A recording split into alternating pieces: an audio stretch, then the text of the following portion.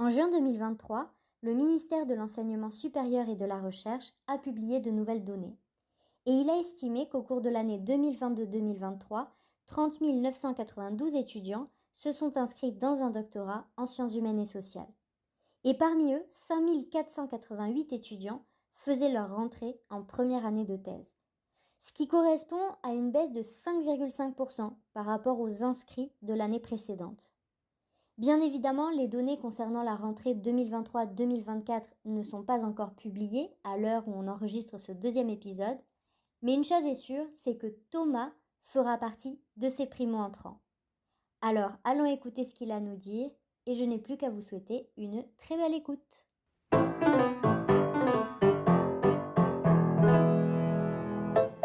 Bienvenue sur Parlons peu, parlons thèse, un podcast sur le doctorat en sciences humaines et sociales.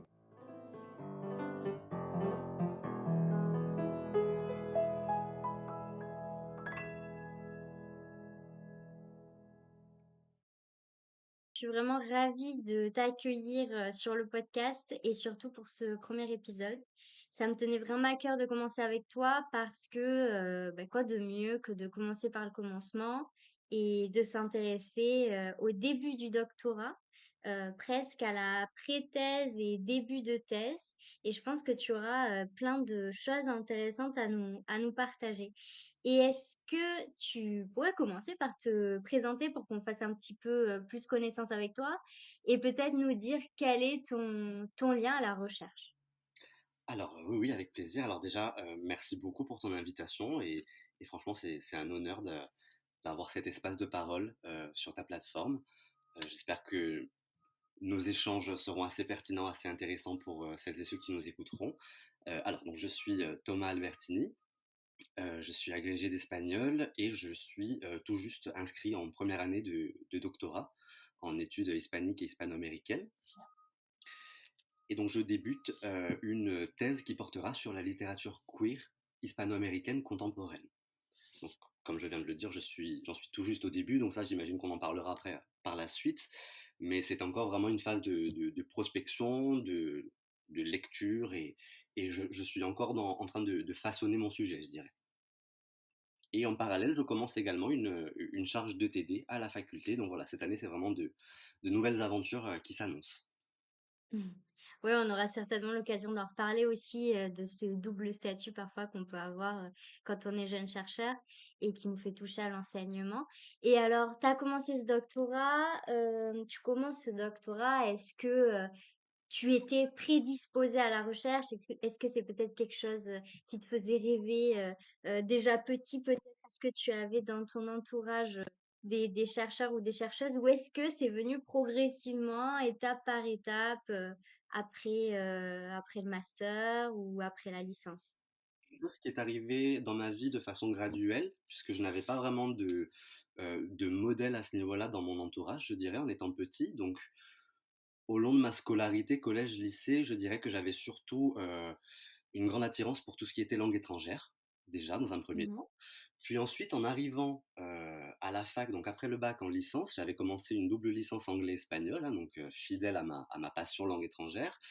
Et c'est là que Ouais. j'ai commencé à découvrir un petit peu, donc en licence, donc LLCE, hein, littérature et civilisation étrangère, j'ai commencé à découvrir vraiment des modèles et des profils de carrière autour de moi, donc tout bonnement mes professeurs, mes enseignants hein, que j'avais à la faculté en licence.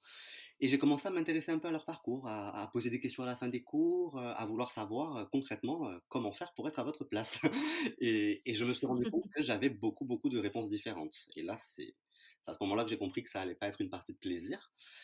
Et non seulement d'y accéder à ce genre de poste, mais aussi de comprendre comment y accéder. Parce que j'avais donc beaucoup de réponses différentes, beaucoup de parcours et de cheminements différents pour finalement accéder à la même chose, à un poste donc à la faculté.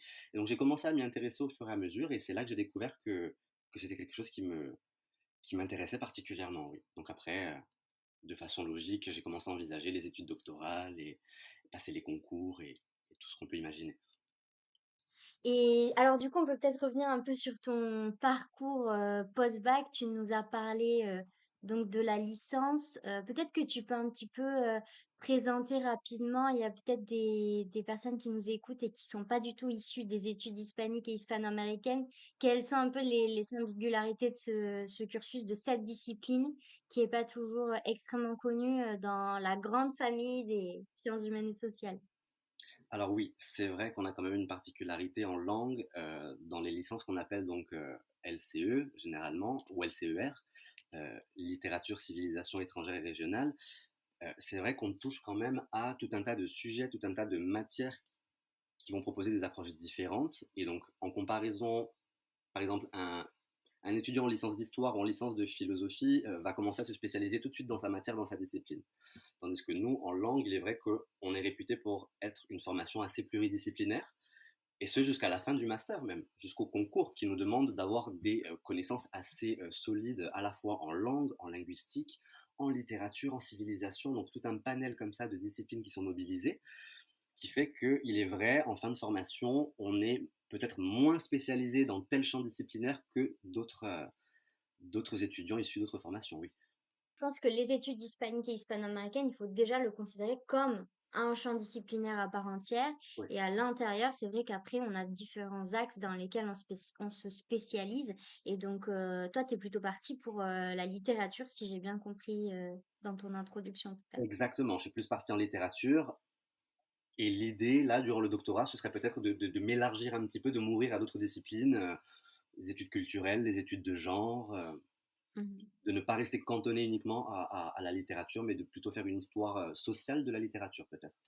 C'est le projet. Et Et quand tu penses à ça, bon, j'imagine qu'il y a, une réflexion scientifique derrière, bien sûr, pour le légitimer, mais est-ce que aussi tu penses dans une visée, justement très, professionnalisante?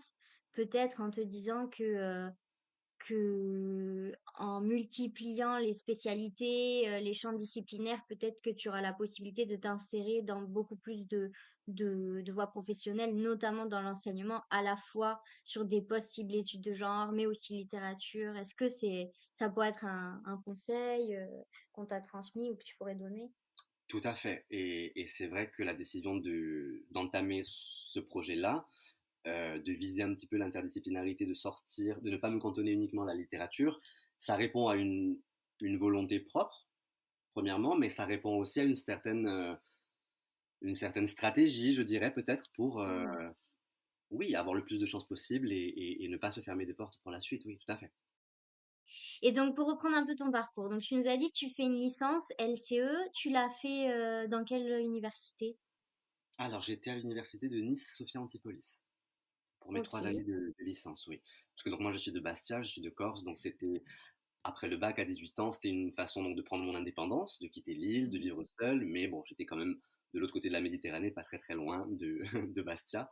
Donc c'était assez pratique et ma licence, j'en garde de très très bons souvenirs. Les enseignants étaient vraiment géniaux. Je suis encore en contact avec certains d'entre eux. Et ce qui m'a poussé alors à partir de Nice, à la fin de ma licence, j'avais déjà un petit peu anticipé, puisque comme je t'avais dit, en licence, j'avais commencé un petit peu à me renseigner sur la suite de mes études, la suite de ma formation, comment faire pour accéder à la faculté en tant qu'enseignant-chercheur. Et je me suis très vite rendu compte qu'ils ne proposaient pas de préparation à l'agrégation, par exemple, à Nice, et qu'il n'y avait, alors, à l'époque où je l'ai passé, moi j'ai eu ma licence en 2017, il n'y avait que trois enseignants-chercheurs, trois professeurs des universités aptes à diriger des recherches Ah en oui, ligne. d'accord. Donc autant te dire que ça limitait vachement les possibilités. Il y avait une spécialiste du Moyen Âge espagnol, donc bon, déjà ça, je m'y retrouvais pas. Dans ce que j'envisageais, même si c'était encore très très tôt dans ma formation, je je me projetais pas dans une éventuelle collaboration avec ces personnes-là, même si je m'entendais très bien avec elles, mais d'un point de vue académique, universitaire, les sujets faisaient que il fallait que j'aille voir ailleurs, quoi. Donc à la fin de ta licence, tu te projetais déjà, tu savais que tu voulais passer le concours de l'agrégation, Ouais. donc concours hein, de l'enseignement dans le secondaire, euh, qui permet aussi d'avoir accès à certains postes universitaires, notamment les poste de Prague, professeur agrégé. Donc dès la licence, c'est intéressant ça, parce que moi, par exemple, à la fin de la licence, enfin, je me projetais absolument pas et même déjà choisir un master, c'était, je me souviens, une épreuve quand même assez importante qui a demandé beaucoup de documentation. Donc du coup, la fin de la licence, tu à Nice, tu cherches, enfin tu penses à l'agrégation, mais du coup, j'imagine tu penses aussi un potentiel directeur ou une directrice de recherche pour le mémoire de master, c'est ça? Oui, alors ça, c'est arrivé en fin de vraiment à la toute fin de ma licence. Ouais. Lorsque j'ai obtenu ma licence en 2017, j'avais postulé au programme d'assistanat auquel j'avais été accepté. Donc je suis parti après ma licence 1 an à Madrid pour être assistant de français. Donc je savais que je n'allais pas commencer mon master tout de suite. Mais alors pour l'anecdote assez drôle, dès l'obtention de ma licence, 1 mois plus tard, j'ai commencé à éplucher un petit peu. Alors j'étais je faisais des remplacements dans un accueil téléphonique à Bastia pour l'été, pour me faire un petit peu d'argent avant de partir en Espagne.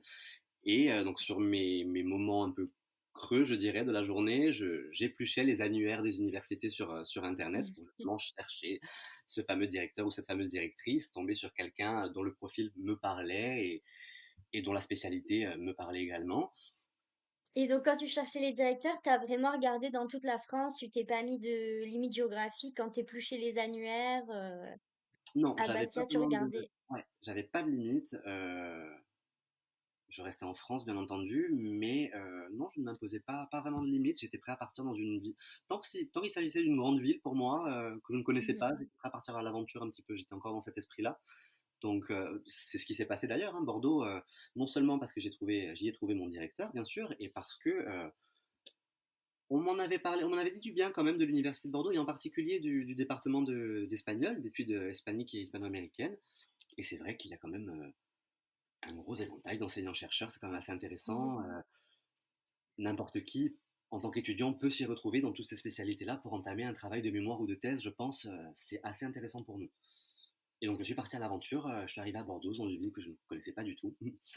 Et Et ça alors fait. attends, tu pars à l'aventure, mais avant d'aller à Bordeaux, si j'ai bien compris, tu vas à Madrid. Oui, voilà. Alors, j'ai fait 1 an d'assistanat à Madrid dans un Alors collège. dis-nous en plus. Alors, c'était incroyable. C'était super enrichissant, bien sûr, à tous les niveaux, hein, au niveau personnel, au niveau professionnel, au niveau humain. C'était vraiment, j'ai rencontré énormément de gens. J'ai pu assister donc les enseignants, les professeurs de français, du coup, qui enseignaient donc de la sixième à la terminale. C'était un établissement bilingue, en section bilingue. Et j'avais également donc des cours de langue, des cours de français, mais aussi des cours on appelle ça comment, des disciplines non linguistiques. Donc de l'histoire Mhm. géo ou bien de la biologie, mon Dieu, en français. Ah oui. Alors bon, moi, je m'occupais plutôt de la partie langue, hein, il faut se le dire. Et la prof en question avait plutôt la partie scientifique, théorique. Voilà, on ne s'improvise pas prof de biologie ni de SVT. Non, non. Moi, j'étais plutôt là pour corriger la langue et pour les faire parler en français sur les thématiques étudiées. Voilà, c'était une autre approche complémentaire du coup.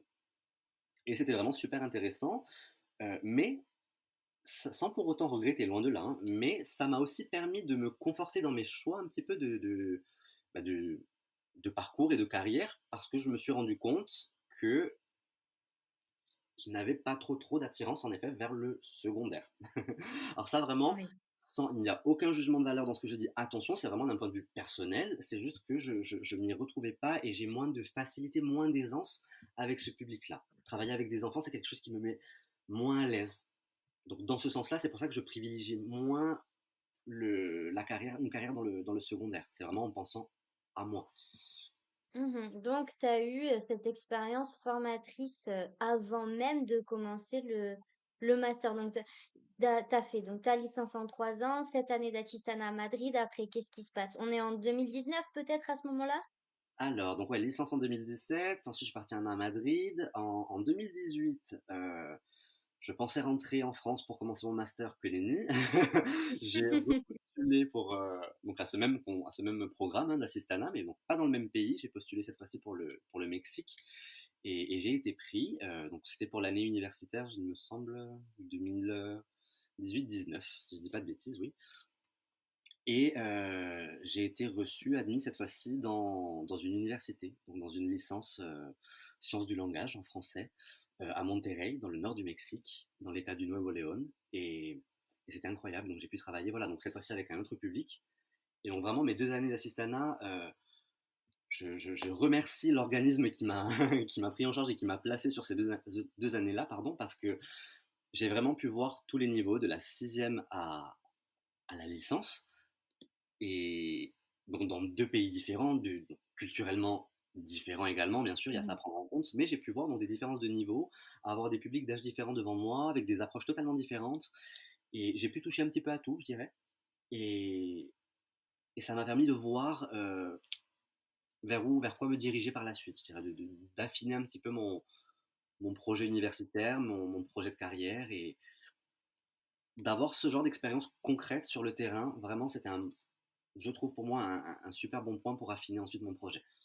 Mmh. Ah, c'est intéressant en plus d'avoir plusieurs, perspectives pédagogiques dans des, comme tu disais, des pays totalement différents avec sûrement des approches différentes. Et alors, bon alors vous, on le doctorat, on va y venir, hein, mais je pense que c'est intéressant ici, on prend le temps pour échanger, de comprendre les parcours, de pré-thèse parce que parfois on voit qu'après en fait il y a des liens et que ça conditionne le chercheur ou la chercheuse qu'on devient. Et je me dis qu'il y a aussi peut-être des étudiants, ou étudiantes de licence qui écoutent cet épisode et qui se demandent: «Mais comment on part, pour l'assistanat?» Est-ce que pour Madrid et pour, le Mexique, ça a été, en fait, tu étais rattachée à l'université et tu es passée par les relations internationales de ton université ou est-ce que c'était par un organisme indépendant, des universités? Comment ça s'est passé ces 2 expériences un peu au niveau administratif, rapidement, sans trop rentrer dans les détails, mais au moins peut-être donner des clés pour des personnes qui seraient intéressées. Mais oui, non, c'est vrai que je n'ai pas parlé de ce genre de détails, mais c'est assez important et c'est d'autant plus motivant que c'est un dossier quand même assez c'est un processus assez léger. Franchement, Mmh. le dossier peut-être pas, je me suis repris, mais le processus en soi est assez léger. Je me souviens que lorsque j'étais en troisième année de licence, nos enseignants, nous avaient fait part de ce projet pour ensuite les contacter si on était intéressés et donc il y avait une de mes enseignantes qui était responsable de ces accords-là, je dirais. C'était l'organisme s'appelait le CIEP, c'était le Centre international d'études pédagogiques à l'époque et je crois qu'il a changé de nom depuis.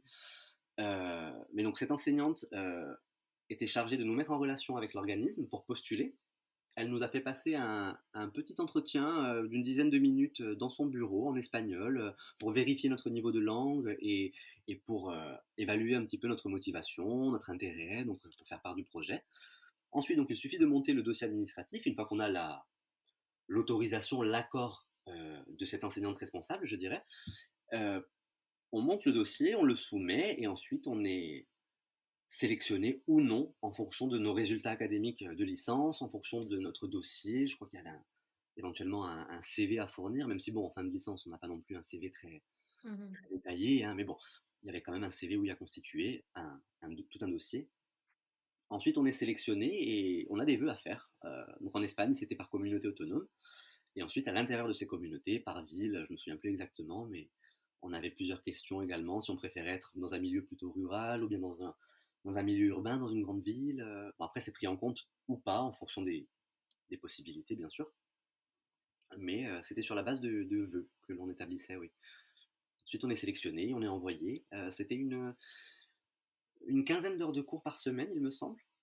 Et après, donc, comme je le disais, on assiste les professeurs, hein, donc ce ne sont pas des cours que l'on doit monter de A à Z. Par contre, ce qui est intéressant, c'est que la plupart du temps, on a quand même une grande liberté. C'est-à-dire que si on veut demander et se laisser de la marge, se dire, bon, allez, la semaine prochaine, est-ce que tu veux bien me laisser prendre en charge le cours, par exemple? Mais ils seront ravis. Ils n'attendent que ça. Donc, et puis, ils se mettent au fond de la salle, ils vous laissent faire un petit peu tout en supervisant. Et puis, à la fin, vous avez un retour un petit peu de la part d'un professionnel sur ce que vous venez de faire. Ça vous permet de mettre en place des activités, de vous tester vous-même, en fait, de voir Ouais.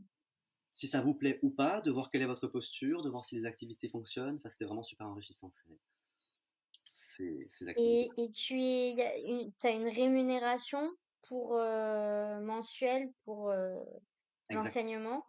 Ouais. Et après, est-ce que, il y a des bourses de mobilité en plus ou c'est que la rémunération par rapport à Alors, pas que je me au souvienne, il travail? n'y avait aucune bourse de mobilité ou OK. quoi que ce soit. En revanche, si on a, l'autorisation, si on arrive à faire partie donc de ce programme, on a un statut d'étudiant boursier. Mmh. C'est-à-dire que la rémunération que l'on perçoit n'est pas imposable et donc c'est sous la forme d'une bourse. Et généralement, ça suffit à subvenir aux besoins mensuels, mais c'est quand même assez limité, hein. Il faut vraiment quand même compter ses Mmh. deniers à la fin du mois, hein. Mais Ouais, ouais, ça et puis ça permet quand dépend même le de, pays. de- de vivre convenablement pendant l'année, je dirais. Mais il faut financer à la fois le voyage et la recherche d'appartements et la location, bien sûr. Mmh. Oui, surtout, dans le cas du Mexique, le billet est plus cher que pour Madrid évidemment et Voilà. donc pour le Mexique, ça a été pareil, le même processus administratif plus ou moins? Alors pour le Mexique, c'était même encore plus simple puisque, je n'avais pas passé cette étape de présélection auprès de mon université, je dirais, parce que j'avais déjà passé l'entretien avec mon enseignante, Mmh. tout était validé à ce niveau-là. J'étais déjà dans le programme, donc la question Mmh. se posait de: «Est-ce que je veux le renouveler ou pas?»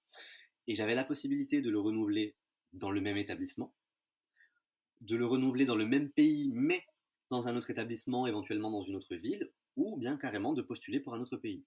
Alors je me souviens avoir été intéressé par l'Argentine à l'époque, mais il n'y avait que 8 places par an. Donc je m'étais dit c'est peut-être un peu trop risqué, tandis que le Mexique, il y en avait peut-être 80. Et donc j'avais tenté ma chance et il me fallait simplement, je crois, une attestation, un accord provenant de l'établissement dans lequel je venais d'effectuer mon année d'assistanat à Madrid, et ensuite simplement faire une demande de renouvellement du dossier en précisant que je postulais donc pour un autre pays. Ouais, c'est génial. Franchement, merci pour toutes ces informations parce que je suis pas sûre qu'on en parle autant dans toutes les universités aux étudiants dès la licence. Alors que je pense que voilà, il y a un service relations internationales dans chaque université vers lequel on peut se rediriger. Et en fait, une fois qu'on a accès aux informations, comme tu dis, finalement, c'est pas toujours très compliqué pour obtenir des places. Il faut juste le savoir. Et en fait, là, je retombe presque sur mes pattes avec le doctorat où bien souvent on fait face à cette problématique, c'est que ce soit pour des bourses, des opportunités, des créations de colloques, de publications. Parfois, finalement, c'est accessible, mais on n'a pas toujours le protocole, on ne connaît pas la voie pour y arriver. D'où l'importance de, je pense, la transmission horizontale entre pairs, en fait. L'échange de d'astuces et de bons procédés, c'est toujours, c'est presque même plus efficace parfois. Alors du coup, là, on est fin, tu reviens du Mexique, du coup, content, un peu triste peut-être aussi ou content de revenir quand même en France. Alors non, oui c'était ça que c'était un petit peu un mélange d'émotions. Puis là il y avait quand même comparé à l'année précédente où j'étais à Madrid, il y avait quand même la distance qui avait joué durant toute l'année. Je n'étais pas Mm. rentré pour Noël, c'était la première fois. Ouais. Donc oui, c'était quand même un gros changement dans ma vie, le fait d'avoir passé un an au Mexique, hein. Je suis parti, je crois, fin septembre et je ne suis rentré que l'été d'après, hein, le début du Mhm. mois d'août, donc presque un an complet. Donc ça a perturbé tout le monde, ma mère la première, et puis oui, oui, forcément. Donc oui, c'était un mélange d'émotions, à la fois triste de partir et je savais pertinemment que j'allais pas avoir la chance et l'opportunité d'y retourner d'aussi tôt. Et la preuve, hein, 5 ans Mm. plus tard, je suis toujours pas retourné, hein, donc j'espère que ça se fera bien sûr, mais je savais que ce ne sont pas des voyages qui se font tous les 4 matins. Donc un petit peu oui, de mélange d'émotions, c'est vrai. Alors ensuite, quand je suis rentré un petit peu tard, donc j'ai pas pu m'inscrire en master comme j'avais l'intention de le faire. Ensuite, j'ai eu des petits soucis de santé qui ont tout retardé, donc j'ai passé un an à Bastia, chez moi. C'était l'année du Covid en plus, donc finalement, pas Mhm. si mal que ça. Et ensuite, j'ai attendu la rentrée prochaine, donc la rentrée 2020, pour arriver à Bordeaux, commencer mon master recherche en études hispaniques, hispano-américaines, ouais. Ok, donc là on passe du Mexique à la Corse, de la Corse à Bordeaux, début du master. Euh, et alors là, est-ce que là aussi ça dépend des universités, est-ce que on te demande dès la première année de penser au mémoire et à construire un sujet de recherche ou est-ce que ça vient un peu après? Alors non, non, c'était dès la première année, et voire même dès la phase d'inscription. Je me souviens, maintenant que tu le dis, que pour postuler même au master recherche, dans le dossier d'inscription, ben, on te demandait carrément de détailler un petit projet de thèse. Bon, alors pas quelque chose de très conséquent et de très lourd, mais tout de même. Et alors, tu avais travaillé sur quoi pendant le mémoire? Alors, pendant mon mémoire, j'ai choisi de travailler sur un auteur cubain qui s'appelle Reinaldo Arenas, donc intellectuel, dissident, homosexuel, qui a été longuement persécuté sous Fidel Castro à Cuba. Et je me suis concentré sur un roman en particulier de cet auteur, un roman intitulé Le Palais des Très Blanches Moufettes, que j'ai analysé donc de long en large à travers le prisme de la frustration, qui était un petit peu mon axe, mon axe central, mon fil d'Ariane tout au long de l'analyse. Donc du coup, tu es avec ton même directeur de thèse actuel, c'est ça? Oui, Déjà avec, OK. Et puis tu nous as parlé, de la période concours après. Alors on va peut-être pas trop rentrer dans les détails parce que, c'est pas forcément lié au doctorat, même si quand tu passes à l'agrégation, c'est encore une fois dans l'objectif, de la mettre à profit dans le monde universitaire, c'est ça? alors là pour le coup, très concrètement, oui, à 100%. Oui, le fait de passer l'agrégation, pour moi, comme pour beaucoup de mes camarades d'ailleurs, on l'a un petit peu vécu comme un passage obligatoire, un- un rite du feu un petit peu pour faire ses preuves dans le monde universitaire et prouver qu'on est légitime de faire un doctorat par la suite et éventuellement postuler à l'université pour un poste de maître de conférence des années plus tard. Et donc après, donc tu obtiens, l'agrégation, et je t'en félicite une nouvelle fois Merci. et on arrive enfin au doctorat, et là alors redis-nous et là maintenant explique-nous, en plus c'est très frais, comment ça se passe? Est-ce que donc, on a bien compris que c'est quelque chose à laquelle tu penses déjà bien avant. Donc, tu finis l'agrégation déjà l'année de la préparation à grec, tu commences à préparer un projet de thèse. Quand est-ce que tu reprends contact avec ton directeur? Ou est-ce qu'il y a toujours eu un lien un peu implicite entre vous qui se disait, bon, bah, on se revoit de toute façon dans un an quand le concours est fini? Comment tu passes de préparation de la grecque à inscrit en première année de doctorat? Oui, c'est vrai que c'est intéressant parce que ça n'a pas été une transition très très fluide, hein. Tout s'est un petit peu chevauché, mais bon, après c'est le jeu aussi. Alors oui, je suis resté en contact avec mon directeur tout au long de l'année de préparation pour le concours déjà, bien sûr. Il m'a un petit peu suivi, bon, d'un peu plus loin, bien sûr, c'est évident, mais on est resté en contact. Je lui donnais de mes nouvelles, il prenait de mes nouvelles pour savoir si je tenais le coup, comment se passaient un petit peu les choses, hein. Est-ce que tu as tenu le coup? Oui, alors bon, il y a des petites séquelles, hein, je pense, mais, mais ça va, on est vivant, on a vu la lumière au bout du tunnel, tout va bien. Hop, parce qu'on pense à celles et ceux qui peut-être actuellement se préparent à la passer, enfin du moins à commencer à la préparer. Donc on a aussi une pensée pour vous. Oui, alors juste une petite parenthèse à ce sujet d'ailleurs, ça fait peur.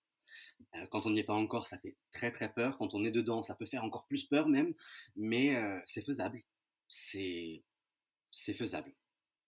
C'est pas, ça tombe pas du ciel, mais mais c'est faisable. Donc s'il y a de futurs agrégatifs qui nous écoutent, allez-y et surtout donnez-vous-en les moyens, vraiment, parce que comme je l'ai dit, ça ne tombe pas du ciel. Mais alors qu'est-ce qu'on disait déjà? Oui, donc Oui, donc du coup, comment tu rentres en doctorat? la transition à grec doctorat. Donc alors avant même de commencer à préparer mon concours, j'avais déjà en tête de postuler à ce fameux contrat doctoral. Euh, donc il faut savoir, pour ceux qui ne connaissent pas, donc c'est un financement donc d'une durée de 3 ans qui permet donc de faire ses recherches et d'écrire sa thèse de façon un peu plus sereine, je dirais, et éventuellement d'avoir une charge de cours en parallèle. Donc j'avais vraiment en tête de postuler et de tout faire pour décrocher ce fameux contrat doctoral. Mais je pensais plutôt postuler, parce que c'est un processus quand même, là pour le coup, qui est assez lourd, Moi, dans mon université, donc il s'agissait de 2 auditions, une en interne, premièrement au sein de notre laboratoire de recherche, avec une présélection pour ensuite être envoyé à la deuxième audition, cette fois-ci devant l'école doctorale. Heu et généralement, cela se passe donc, durant le mois de juin, à la fin de l'année. Et donc pour ne pas justement que tout se chevauche, moi, le calendrier idéal quand même dans ma tête, c'était de préparer, passer et éventuellement obtenir mon agrégation donc sur une année et ensuite l'année d'après, une première année de thèse qui mènerait donc à ces fameuses auditions du contrat doctoral, à la fin d'une première année de doctorat. Et Oui, finalement puisque l'oral du contrat doctoral, on peut le passer soit en pré-thèse, soit à la fin de la première année de thèse, et c'est tout. exactement, ouais, c'est vrai que c'est important de le rappeler et donc j'avais prévu de faire les choses comme ça, de me laisser le temps de faire chaque chose en son temps, puis finalement donc ça ne s'est pas du tout passé comme ça, donc au fil des discussions avec mon directeur, au fil de l'année, on s'est rendu compte que bon, bah et pourquoi pas? Et on s'est, heu, on s'est lancé, on s'est lancé dans le projet à corps et âme. Et puis voilà, c'était assez délicat puisque, donc ça c'était en pleine préparation à l'agrégation, donc c'était vraiment, j'étais admissible aux oraux, donc au mois de juin, j'avais également les oraux de l'agrégation à monter, à passer, à Paris et tout se passait vraiment sur les mêmes semaines plus ou moins. Donc ça demandait beaucoup, beaucoup de c'était une grosse charge mentale à l'époque, enfin c'était il y a 2 3 mois, hein, mais à l'époque je m'en rendais pas vraiment compte puisque j'étais vraiment la tête dans le guidon, mais c'est vrai que là, 2 3 mois plus tard, je me rends compte que j'essaie de me remettre un peu sur pied petit à petit, à la fois physiquement, mentalement, Mmh. mais c'était lourd. C'était quand même très, très lourd comme processus. Donc, comment ça s'est fait? Donc voilà, on a commencé à monter ce projet doctoral. Mon directeur de thèse m'a énormément aidé. On a beaucoup travaillé en collaboration, à la fois pour monter le projet de thèse, mais aussi pour préparer les auditions, à la fois en interne et à l'école doctorale. Et sans lui, je pense que j'aurais peut-être pas pu mener ces 2 projets de front, à la fois passer les oraux de Mmh. l'agrégation et postuler au contrat doctoral. Vraiment tout seul, j'aurais pas pu mener à bien ces 2 projets-là. Donc vraiment, je l'en remercie encore vraiment sincèrement. Et, et puis voilà, on a dû donc monter ce projet. J'ai à la fois postulé à la première et à la deuxième audition. Et j'ai pu donc obtenir ce fameux contrat doctoral qui me permet donc de commencer mon doctorat en étant financé pendant 3 ans. Et je sais que c'est vraiment une chance incroyable. Et donc félicitations encore une fois, même si je te l'ai déjà dit, mais pour le contrat doc. Et tu as parlé d'audition, est-ce qu'il y avait aussi un dossier écrit? Alors oui, oui, oui, c'est vrai que je ne l'ai pas mentionné, mais alors j'ai parlé d'un projet de thèse, et c'est vrai que ce projet de thèse était inclus dans un dossier écrit. Donc à la fois la partie, bien sûr, administrative, un peu paperasse, je dirais, mais aussi une partie du dossier qui était assez scientifique, bien sûr, avec donc un projet de thèse qui doit répondre à certains critères, avec une bibliographie indicative, avec éventuellement un corpus, donc pour ceux qui travaillent en littérature. Oui, il y avait vraiment un projet à construire, à défendre, à mettre en place, et tout à fait, oui, oui. C'était pas seulement une candidature administrative ou... Non, non. Il y avait Mmh. vraiment un projet à défendre à la fois à l'écrit, qui doit faire preuve d'une qualité scientifique, même si bon, c'est un peu délicat puisque on débute à peine. C'est-à-dire Eh qu'il oui. y a des candidats qui postulent, on est à la fin d'une première année doctorale, donc qui peuvent qui ont un peu plus de matière, je dirais, à défendre leur projet. Puis il y a les candidats, un petit peu dans mon cas de figure, qui sont encore dans la phase de construction du projet même de thèse. Donc voilà, mon projet n'était pas encore tout à fait affiné, il ne l'est pas encore à ce jour. Donc voilà, c'est le jeu aussi.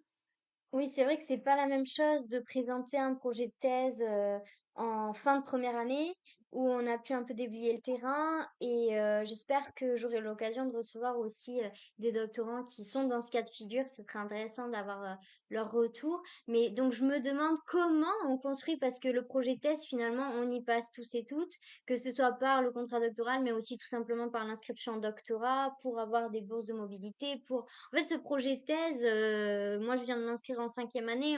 On demande encore un suivi. Et puis, je viens de demander une bourse de mobilité. Bon, mais il faut encore une fois montrer le projet de thèse. Donc, en fait, il nous suit tout le temps. Il évolue, bien sûr. et parfois non. Mais est-ce que je me dis: «Comment on construit un projet de thèse avant d'avoir commencé la thèse?» Alors, oui, c'est vrai que c'est intéressant parce qu'on a l'impression de se trouver face à une espèce de nébuleuse où tout est permis.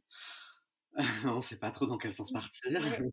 On se dit, ah tiens, ça pourrait être intéressant. Oh, mais ça aussi, mais comment faire? Mais on est un peu face à nous-mêmes. Et alors là, pour le coup, très concrètement, j'avais réfléchi à un petit projet, mais vraiment sur mon, mon temps d'espace mental libre, je dirais, pendant l'année de prépa agrég. Vraiment, de temps en temps, j'y pensais vaguement. Et ensuite, quand on s'est vraiment posé la question de est-ce que je vais postuler ou pas cette année, donc avec mon directeur, qu'on a vraiment commencé à en discuter sérieusement, on a eu une grosse discussion sur ce qui m'intéressait, sur donc à moitié scientifique, moitié académique, moitié discussion tout à fait courante entre deux personnes, sur vraiment Ouais. ce vers quoi j'ai envie de me diriger. Et au fil de la discussion, donc le mini projet que j'avais présenté au tout début de l'appel, donc c'était au téléphone à l'époque, au tout début de l'appel, finalement, il m'a un petit peu tiré les verres du nez en me faisant parler. On est arrivé sur ce qui est donc maintenant mon sujet, qui reste encore peut-être un petit peu vague, mais que je vais devoir resserrer, c'est mon travail là, donc de mes premiers mois de doctorat, ma priorité. Mais on est arrivé donc dans ce domaine-là, dans cette discipline-là, donc qui est donc, comme je l'ai dit, donc la littérature queer hispano-américaine, avec donc quelques auteurs, quelques figures de proue. On a pensé également à étudier le processus éditorial, donc des œuvres qui seront sélectionnées, qui intégreront mon corpus. Enfin bref, tout un tas de réflexions et de considérations, de questionnements qui ont construit directement mon projet de thèse et qui font aujourd'hui que j'ai choisi ce sujet-là.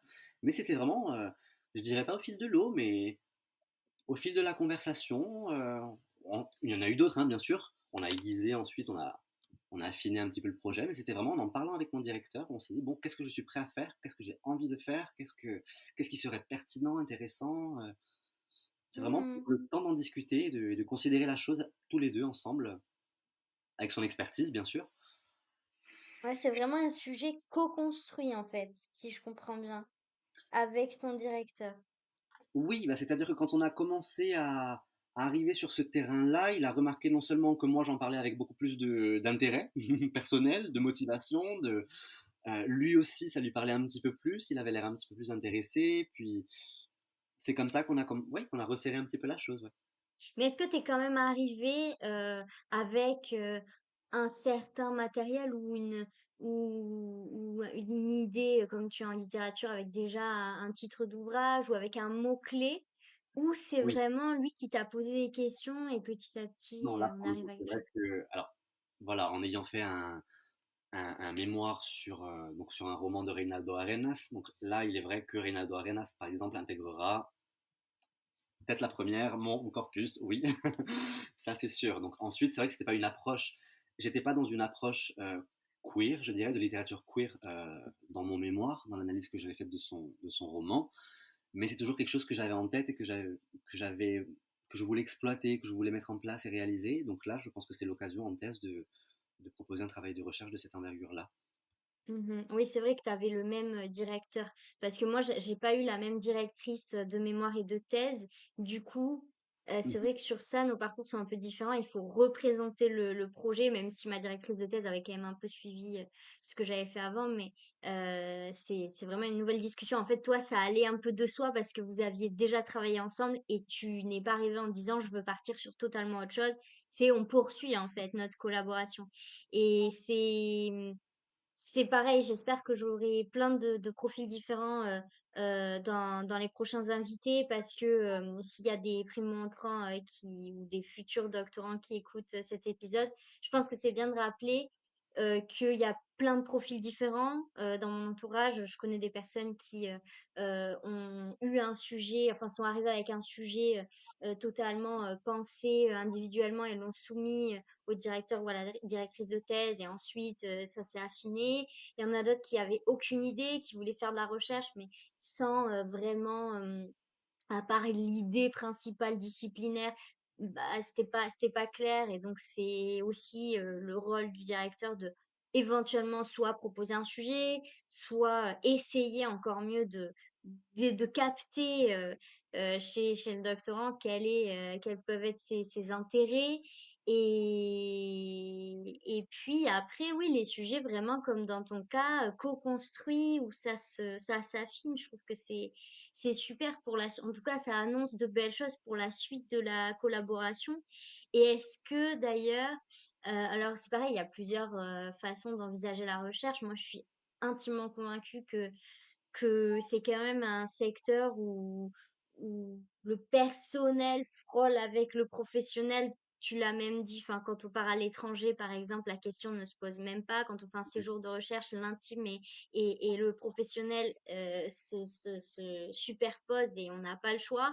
Mais est-ce que toi, ton sujet, il part aussi d'un intérêt personnel? Est-ce que bon, j'imagine que tu aimes lire depuis longtemps, sinon que la lecture, c'est déjà une de tes passions, mais est-ce que tu as un lien peut-être un peu affectif à ce sujet ou est-ce que vraiment tu segmentes et voilà. Même si je suis convaincue qu'il faut aussi vraiment aimer ce qu'on fait et nos recherches, sinon ça peut être long, mais chacun a sa subjectivité et sa manière d'envisager la chose, donc j'aimerais bien avoir ton ressenti Non, mais là-dessus. oui. Non, je suis entièrement d'accord avec toi. Alors bon, j'ai peut-être encore ce côté un petit peu, ce filtre un petit peu ingénu du jeune doctorant, je sais pas, tu me diras, mais, mais c'est vrai que oui, il y a ce côté affectif forcément, et mon sujet de thèse ne sera pas que mon sujet de thèse. Je veux dire, non, c'est quelque chose qui me tient à cœur, et c'est pas uniquement une carte de visite qui me sert dans le milieu professionnel. Non, c'est vraiment quelque chose que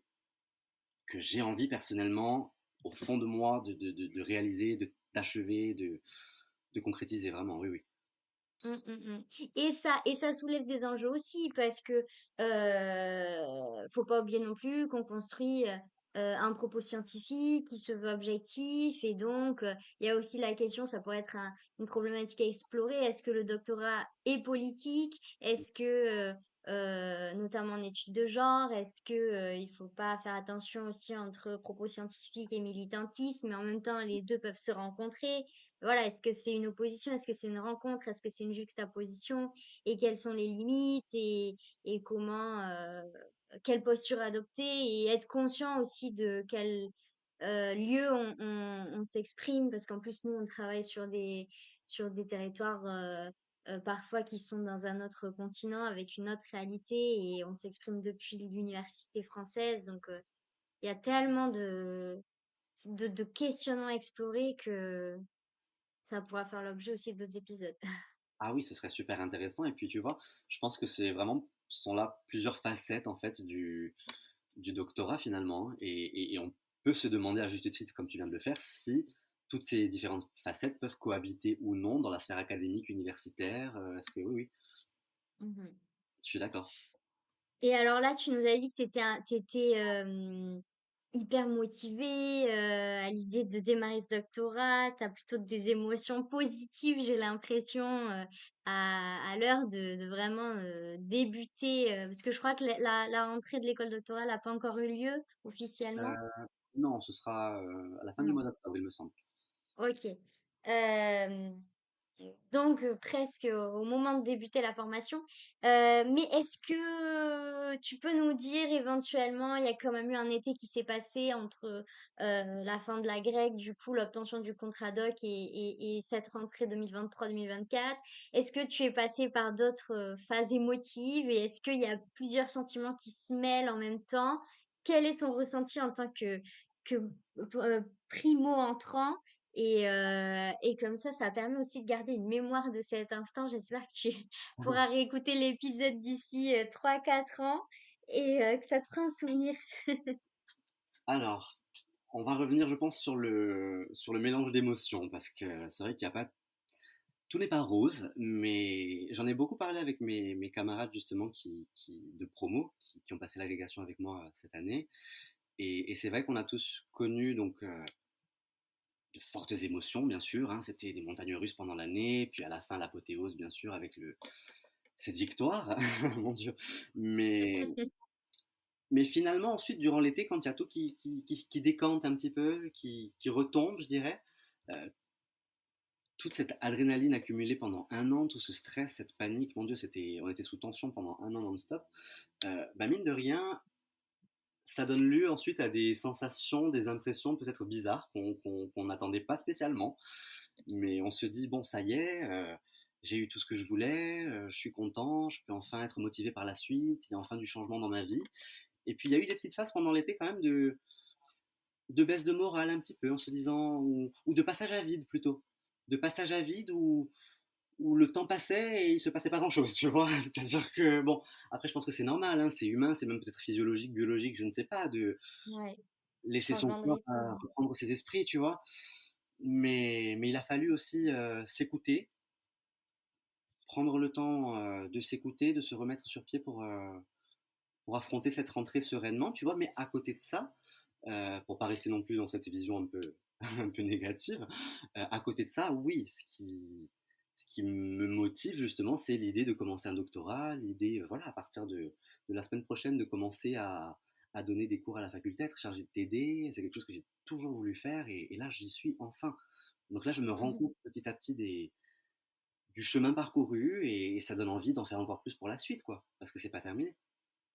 Mmh. Bon, tu es plutôt dans une perspective, optimiste.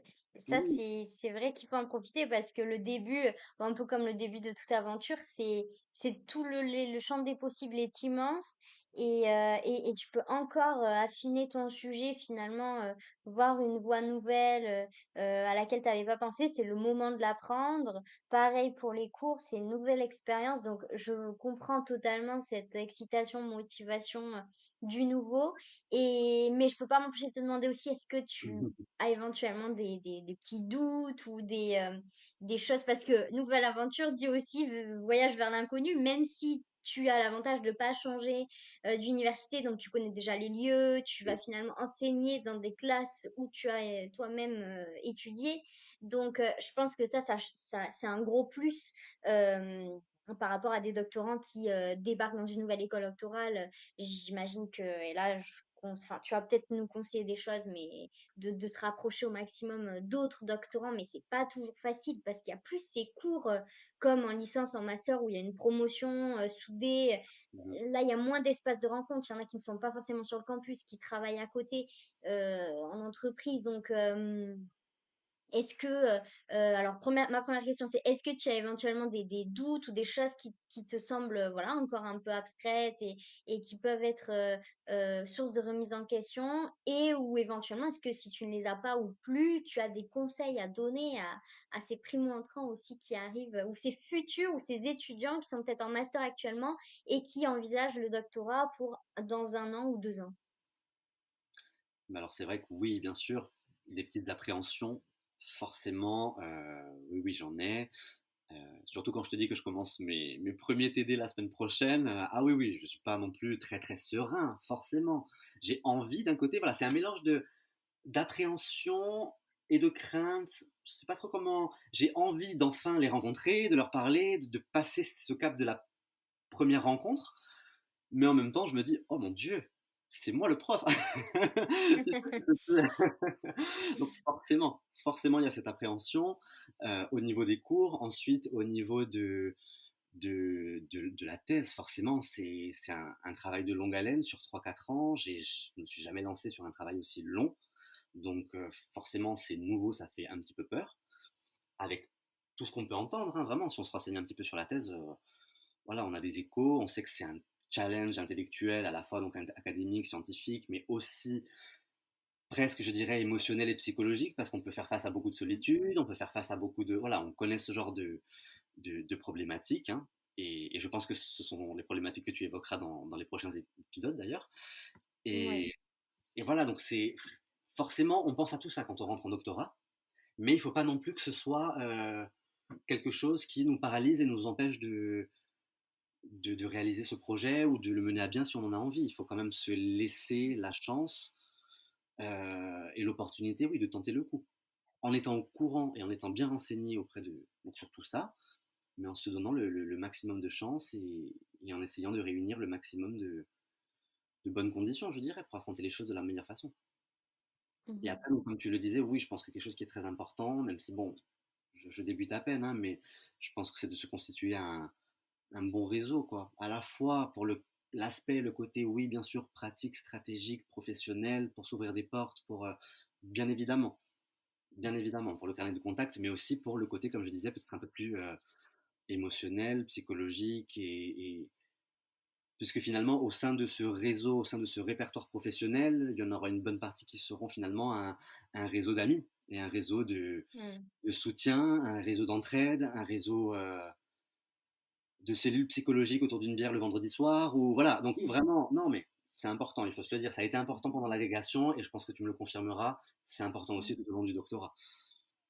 Ouais, bah, quand tu dis, qu'on a besoin d'être entouré, et qu'il faut de bonnes conditions à la fois, du point de vue, des études, mais aussi personnel, je suis tout à fait d'accord et d'autant plus, depuis que je me suis lancée dans la rédaction de la thèse parce que je me suis rendu compte j'ai eu, bon ça c'est pareil, j'ai, une invitée de prévue pour, parler de la rédaction de la thèse et donc on pourra, beaucoup plus, rentrer dans le sujet en détail, mais je me suis vraiment rendu compte à quel point, la rédaction était liée, à mes émotions, personnelles que je peux pas contrôler. J'ai beau me dire, «Je me bloque tel, créneau pour rédiger», hem, bon, ben oui, c'est ce que je m'étais prévu, mais si je ne suis pas dans un état mental propice,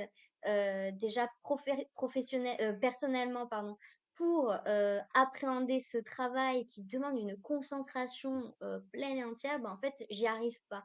Alors que je m'étais dégagé du temps pour et que j'avais prévu ce créneau et que j'avais réservé, ma place, à la bibliothèque. Donc en fait, c'est incroyable à quel point l'état, personnel, mental, psychologique dans lequel on est, ça a un impact sur, sur la création de savoir en fait, d'hypothèses, de connaissances. C'est d'autant plus je l'ai vraiment senti moi pendant la rédaction parce que, peut-être d'autres avant je faisais des tâches peut-être un peu plus, par exemple, l'analyse quantitative ou des choses plus mécaniques, Oui, qui avaient peut-être moins besoin de vraiment cet état, de concentration intense. Il faut vraiment que je sois là, pleinement, à ce que je fais. voilà. Au-delà de la concentration, je pense qu'on pourrait même parler de disponibilité presque mentale. Tu sais, il faut vraiment que ton Ouais. esprit soit dispo pour ça, quoi. Vraiment, oui, je suis d'accord. J'ai connu ça à plus petite échelle, bien sûr, pendant le mémoire, mais c'est vrai que ça fonctionne pas. On a beau être organisé et essayer de prévoir notre petit agenda, notre semaine, comme tu dis, on peut pas prévoir une plage entière de rédaction. Des fois ça marche, des fois ça marche pas. On se fait notre planning de la semaine ou du mois et on n'arrive pas à atteindre nos objectifs parce que on n'avait pas prévu ces journées où on n'est pas disponible justement pour faire face à la rédaction. Je suis tout à fait d'accord, ouais. Mmh, ouais, ouais et puis pareil, un soutien, hyper important, à la fois, je pense que c'est bien, oui, d'avoir des doctorants dans son entourage parce qu'ils vivent la même réalité que nous et c'est parfois difficile, de réussir à partager notre réalité, avec des personnes qui ne sont pas, dans cette formation, Mm. et en même temps, c'est aussi bien d'avoir des moments, d'échappatoire avec des personnes, qui n'ont rien à voir avec l'espace académique, je pense. En tout cas, ça c'est ce Oui, qui fonctionne pour moi, c'est mon équilibre. un petit peu des deux. C'est vrai, il faut jongler pour se retrouver finalement et ne rien délaisser, quoi. Oui, c'est vrai.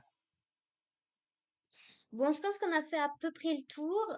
Donc, on a bien cerné ton parcours de globe-trotter quand même. Moi, c'est ce que je retiens. Et c'est peut-être pas fini avec la thèse. Et après, donc, tu abordes ce début de doctorat plutôt sereinement. C'est aussi ce que j'en ressors.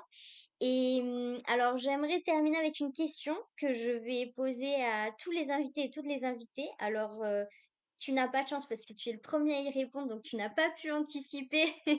J'espère que les autres invités réfléchiront pas trop avant pour que ça reste spontané.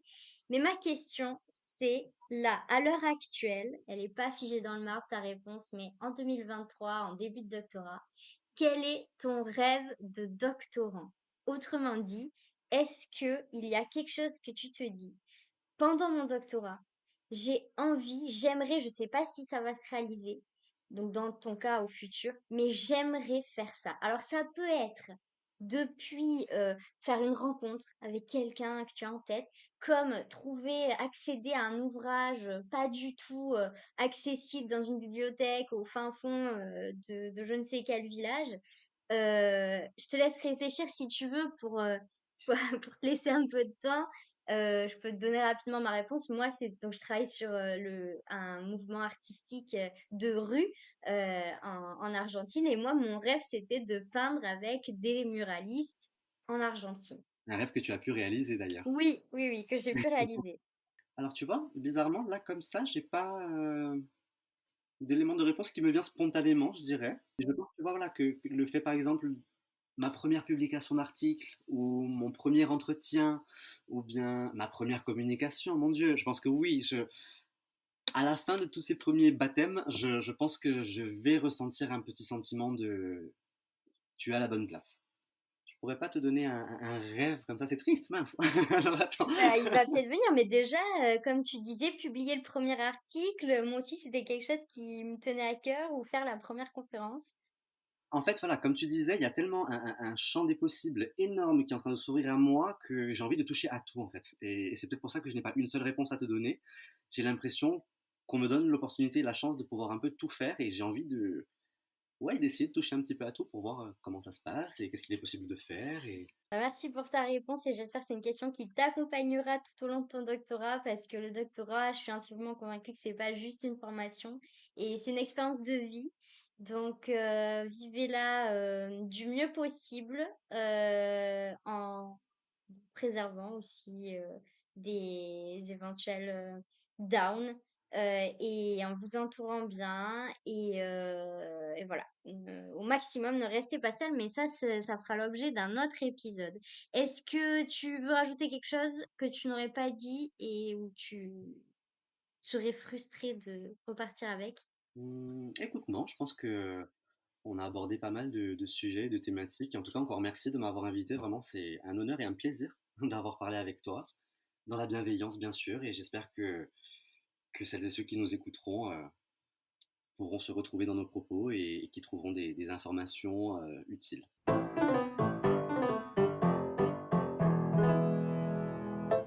Vous venez d'écouter Parlons peu, parlons thèse, un podcast réalisé par Caroline et produit par Avispa.